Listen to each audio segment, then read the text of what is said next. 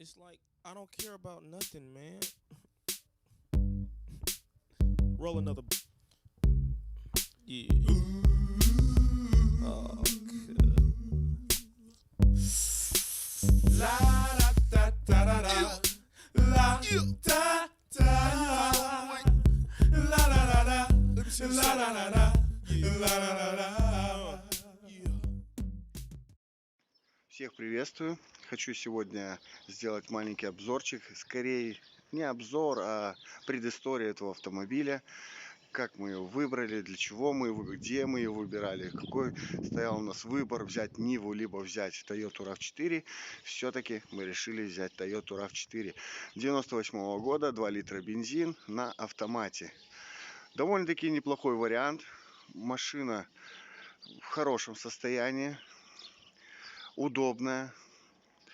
В основном мы брали машину для того, чтобы эксплуатировать ее по сезону, по бездорожью. Большая часть времени проводим это лес, ягоды, грибы, рыбалка, дача. Для этого. Ну и, конечно же, и по городу. Итак, все-таки я расскажу, что произошло.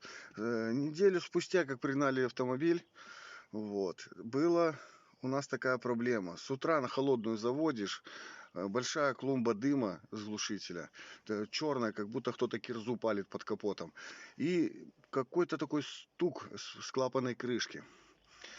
Смотрели на сайтах, мониторили, узнать хотели, в чем причина, что случилось. Много всяческой было информации, но не то, совсем не то, что люди подсказывали. Начали мы с самого малого. То, что говорил менеджер, поменяли там масло, они там ремни, ничего, но все там было, я не знаю, сколько там пробега на нем было. Какое-то масло до этого хозяин заливал, или они уже что-то заливали, там, я не знаю. Мы купили ГРМ, поменяли это все, масло, фильтра, все сами все это переделали. И, как ни странно, все это исчезло. Перестал стучать, дым этот исчез. И вывод такой, что несоответствие масла, то есть не то было, непонятно, что было залито просто туда. Масло залили 5В40, хотя можно заливать и 5В30.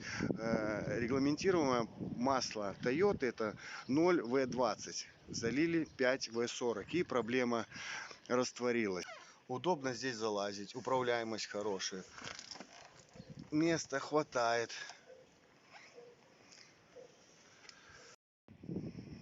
Вот так вот в салоне.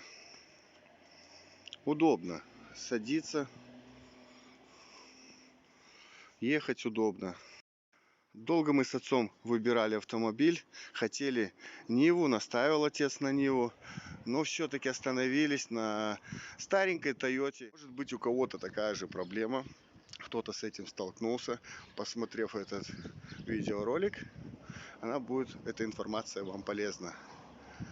Всем пока-пока, кому понравилось.